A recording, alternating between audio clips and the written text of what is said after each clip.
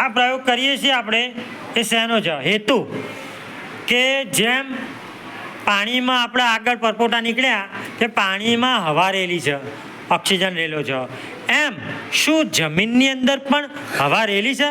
જમીનમાં રહેનારા પ્રાણીઓ, દરમાં રહેનારા પ્રાણીઓ એ બધા ક્યાંથી હવા મેળવતા હશે?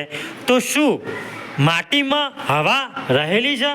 એ જાણવા માટે આપણે આ પ્રયોગ કરીશું. એના માટે આપણે 2 જાતના ઢેપા લાવ્યા છીએ. એક પાણીવાળું પહેલેથી લીલું, થોડું પલાળેલું લીલું ઢેપું છે, અને બીજું એકદમ સૂકું છે. સૌ પ્રથમ આપણે આ ઢેપું નાખીશું પાણીની અંદર, ધીમે રહીને નાખી દઉં.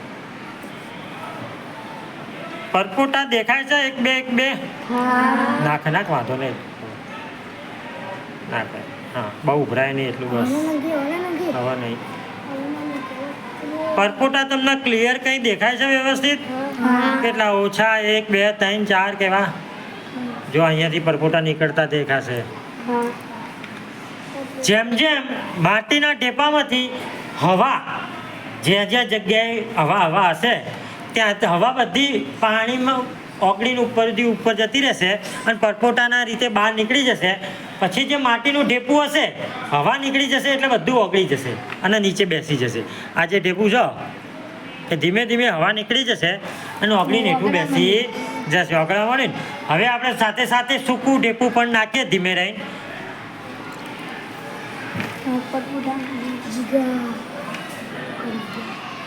હા, શાંતિથી બધું દોડાઈ જશે તો ભાઈ શાંતિ.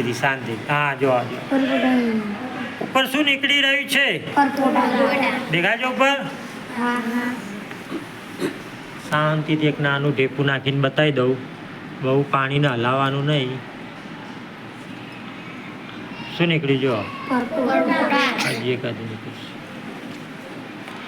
આ પરપોટાનો મતલબ શું કે માટી, જે જમીન છે આપણી ભૂમિ, એની અંદર પણ થોડીક ક્યાંક ને ક્યાંક શું રહેલું છે? હવા. જેથી આપણે ખેતરનો પાક કરીએ છીએ તો એના મૂળને પણ હવા મળી રહે. અંદર અળસિયા, ઉંદર, સાપ એ બધું રહે છે તો એને પણ શ્વાસ લેવા માટે હવા મળી રહે, ઓક્સિજન મળી રહે છે. તો જમીનની અંદર પણ હવા રહેલી છે. એટલા માટે આપણે આ ઢેપું નાખીને ચેક કર્યું.